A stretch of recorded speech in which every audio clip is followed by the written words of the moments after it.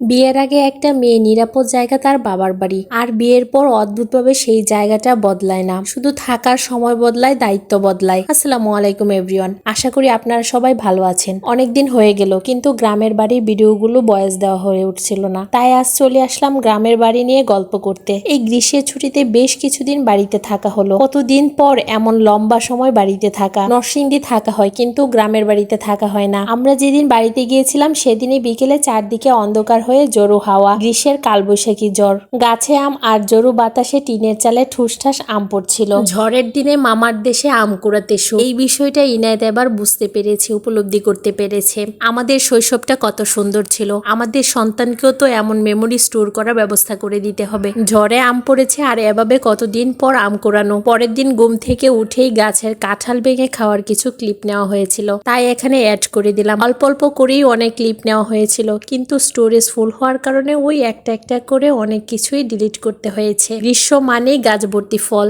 নিজের গাছের আম কাঁঠাল সবাই মিলে খাওয়া। বাজারের ফল আর নিজের গাছের ফলের মধ্যে তো অনেক তফাৎ। এই যে আমগুলো শহরে যাওয়ার আগে গাছ থেকে পাড়া হয়েছে। বাড়িতে যেহেতু কেউ থাকে না, তাই একটা গাছে কিছু আম মানুষদের জন্য রেখে অন্য সব গাছ থেকে আম পাড়া হয়েছে। আমাদের বাড়ির উঠানের গাছটাতে এই আমগুলো হয়। দুইটা বড় গাছ আছে, একটার আম প্রচুর মিষ্টি, রাজশাহী আমের সাথে টক্কর দিতে পারবে, খুব সুস্বাদু খেতে। অন্য গাছটার আমি এইগুলো সাইজটা দেখে কতটা বোঝা যাচ্ছে আমি ঠিক বলতে পারছি না, কিন্তু এক একটা আম 1 কেজির উপরে হয়। এই আমগুলো জ্যৈষ্ঠ মাসের শেষ দিকে পাকে। অন্য গাছগুলোর পাকা আম খাচ্ছি, গাছের আম প্রায় শেষের দিকে, কিন্তু এই আমগুলো এখনো কাঁচা। এই যে ভর্তা বানানো হয়েছে, সবাই খুব মজা করে খাচ্ছে। ইনায়েত তো সবকিছু খুব এনজয় করছে মাশাআল্লাহ। আমার বাসার ব্যালকনি বাগানের কথা আমার বাগনিও জানে। প্রতিবার আমি আসার আগেই আমাকে বলে রাখে, খালামণি তোমার কি কোনো গাছ লাগবে, শুধু আমায় বলবে, আমি তোমার সব গাছ এনে দিব। এই গাছগুলো কিন্তু ওই এনে দিয়েছে। এই স্নেক প্লান্ট ওর এক ফ্রেন্ডের কাছ থেকে এনেছে। বেলি আর রেন লিলি ওর কাছেই ছিল,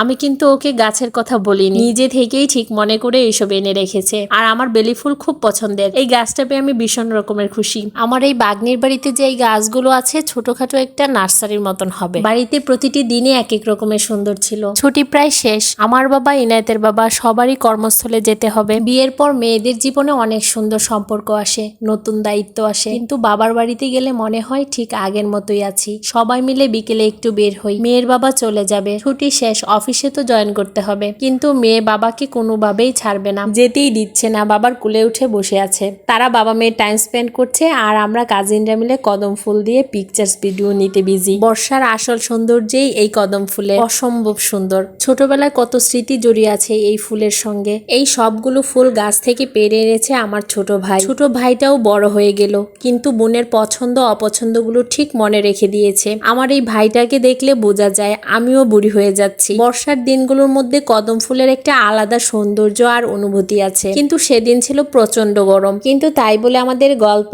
আড্ডা, কাছের মানুষগুলোর সাথে সময় কাটানো, ভিডিও, পিকচার্স নেওয়া থেমে যায়নি। ওই মুহূর্তগুলো আমরা ঠিক স্মৃতি করে রেখে দিয়েছি। এটা পরের দিনের ক্লিপ। আমার বাবা মানে ইনায়েতের নানাভাই পরের দিন যখন নরসিংদী চলে যায়, তখনও নানাভাইয়ের কোলে উঠে বসে আছে। নানাভাইয়ের সাথে যাবে, অফিসে যাবে, নরসিংদী যাবে, সবাই সবার মতো কর্মস্থলে পৌঁছে গেছে। কিন্তু আমাদের বাড়িতে বেশ কিছুদিন থাকা হয়েছে। বাড়িতে অনেকদিন থাকার কারণে নরসিংদী এসে তেমন থাকা হয়নি, অল্প সময়ে চলে আসতে হয়েছে। নরসিংদীতে বাসায় ব্যালকনিতে একটা পাখি বাসা করেছে। পাখিগুলো সেই ভোর থেকেই ডাকাডাকি শুরু করে দেয়, সারাদিন তাদের কিচিরমিচির চলতে থাকে, যদিও আমার এসব বেশ ভালো লাগে। এই তো আমাদের বাড়িতে কাটানো সুন্দর কিছু মুহূর্ত আপনাদের সাথে শেয়ার করা হলো। আবার গল্প হবে অন্য কোনো দিন, অন্য কোনো ভিডিওতে।